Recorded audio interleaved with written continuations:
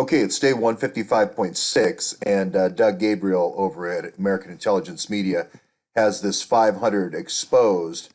Um, so he is very knowledgeable about what's going on inside SES and how it evolved and how, they took the core and the kind of they took the playbook from the Nazi SS and so forth in the 500.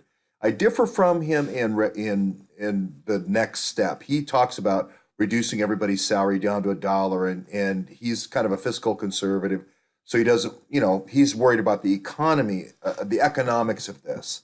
And I'll just say this: you're going to be so mired in lawsuits if you did the dollar thing, even though that there is a provision. I just say put everybody back to GS 16 levels for right now. Go back to the old system where you had GS 15s and 16, 17, 18. Just put everybody back to GS 16. That doesn't gore anybody's ox. It takes away all the bad stuff. And then let Trump then put people in different positions. And I'll explain later why that is.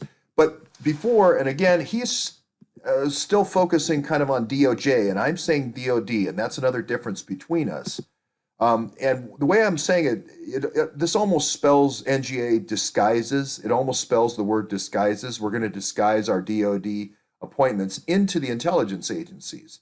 These are going to be DISES, and again, all these contributors, I'm the dumb one, the contributors are the smart ones, uh, show how this is done. You basically have these sponsored DOD SES folks from NGA. Now, again, I agree with Doug Gabriel on everything he says about the indoctrination down in Charlottesville, the FEI, the whole, we're going to drink the Kool-Aid. We'll always, Mein Führer, the whole Dr. Strangelove thing in the wheelchair.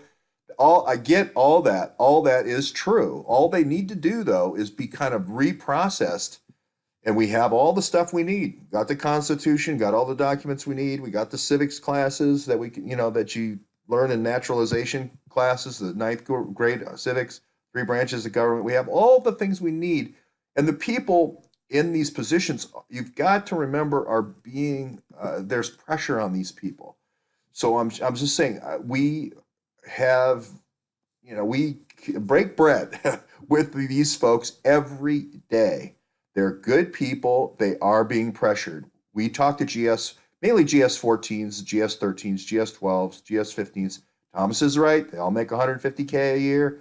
Thomas is right. A lot of them are pushed 10 years forward on their qualifications and so forth. The key, though, is that we all get back to these documents that they have down at the archives called the Constitution, called the Declaration of Independence.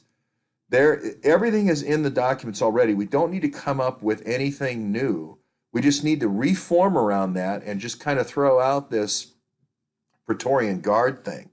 Okay, and that's the key here. And I'll give you an example. Here's General Petraeus putting out three more SES people. Let's just take the last one. I won't talk about Haroho or Etoile just yet, but I'll talk about Michael Powers. Michael Powers, this is Michael audit the Pentagon Powers. If you go through his background, I mean, he's basically a stinker inside the Pentagon. People hate him for penny pinching on the pencils.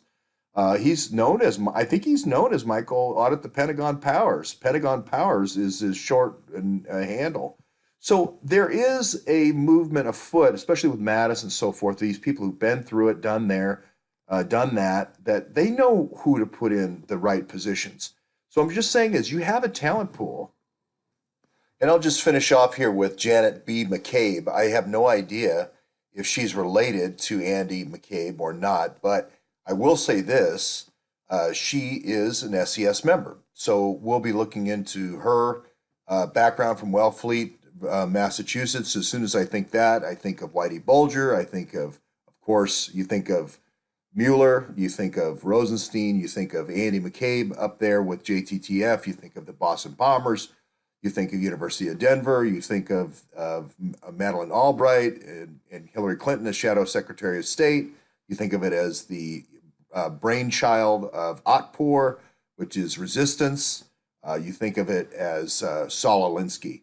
But we can't help that. She's of Bethesda, Maryland, so we can't control what happened in Massachusetts. But I guess I get triggered when anybody ever says Boston.